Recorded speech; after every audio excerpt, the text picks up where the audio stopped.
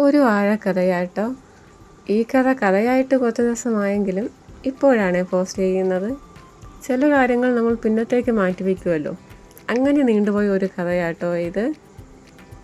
അതുപോലെ ചിലത് നടക്കണമെന്നും ആഗ്രഹിക്കാറില്ലേ, അങ്ങനെ.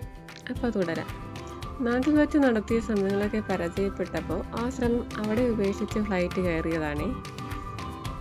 പക്ഷേ ഇവിടെ വന്നിട്ട് ഇൻസ്റ്റയും യൂട്യൂബും തുറന്നപ്പോൾ വാഴ വിശേഷങ്ങൾ മാത്രം. എന്നാൽ പിന്നെ കണ്ടിട്ടേ ഉള്ളൂ ബാക്കി കാര്യം. നമ്മുടെ നാട്ടിലെ തിക്കും തിരക്കൊന്നും ഇവിടെ മൂവി കാണാനില്ല കേട്ടോ. അങ്ങനെ വാഴ 2 കാണുക എന്ന മോഹവുമായി നട്ടുച്ചയ്ക്ക് ടാക്സിയും വിളിച്ച് ഞങ്ങൾ ചെന്ന് കയറിയത് ഷാർജ സഹാറ മാളിൽ.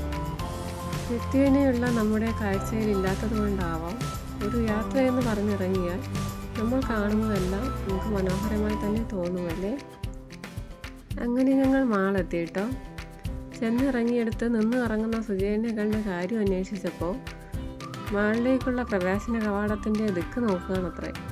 എന്നാൽ സുജേട്ടൻ ദിക്ക് കണ്ടുപിടിച്ച് വരുമ്പോഴേക്കും നമുക്കൊരു നിരീക്ഷണമൊക്കെ ആവാലോ. അങ്ങനെ പുറത്തേക്ക് നീണ്ട കൺമുനയിൽ ആദ്യം ശ്രദ്ധിച്ചില്ലെങ്കിലും പിന്നീട് ശ്രദ്ധിച്ച ഒരു കാര്യമായിട്ട് ഇത്. ഇതേ നോക്കി, നമ്മുടെ കടപ്പുറത്ത് നിരത്തി വെച്ചേക്കും പോലെ കുറച്ച് വള്ളങ്ങൾ. ഇത് ചെടിച്ചട്ടികളാട്ടോ. വാടിപ്പോയ ചെടികളെയൊക്കെ മാറ്റിയിട്ട് റീപ്ലാന്റിന് വെച്ചേക്കുന്ന ചെടിച്ചട്ടികൾ. അപ്പോഴേക്കും പുറകിൽ നിന്ന് വെളി വന്നു. മാളിലേക്കുള്ള പ്രവേശന കവാടത്തിൻ്റെ ദിക്ക് കണ്ടുപിടിച്ചിരിക്കുന്നു. അങ്ങനെ വഴികാട്ടിയുടെ പുറകെ ഞങ്ങളും പോയി.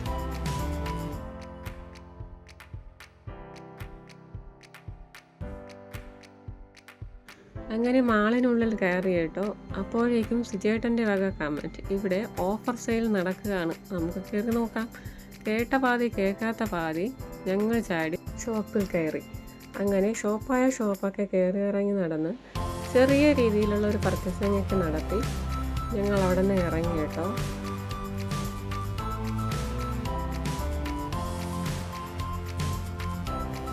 ഞങ്ങൾ പിന്നെ മാളൊക്കെ ഒന്ന് ചുറ്റി കണ്ടു കേട്ടോ. ചുറ്റി കാണേണ്ടി വന്നു, കാരണം സിനിമാസിലേക്കുള്ള വഴി തെറ്റിയിട്ട് ഞങ്ങൾ ആ മാള് മുഴുവനും കറങ്ങിയിട്ടോ. അവസാനം മാളൊക്കെ ഒന്ന് ചുറ്റി കണ്ട് ഇതേ സിനിമാസിലെത്തി കേട്ടോ. പിന്നെ ഒരു കാര്യം എടുത്ത് പറയാനുള്ളത്, നമ്മുടെ വാഴ 2 സൂപ്പർ പിള്ളേരും ഞങ്ങളുമൊക്കെ അടുത്ത നാട്ടുകാരായിട്ടോ. അത് പറയാതിരിക്കാൻ പറ്റില്ലല്ലോ. അത് നമുക്ക് പ്രത്യേക സന്തോഷം തരുന്ന കാര്യം തന്നെയാണല്ലോ. എങ്ങനെ മൂവി തുടങ്ങുന്നു കേട്ടോ. അപ്പോൾ എന്താ, വാഴക്കഥ ഇത്രമാത്രം.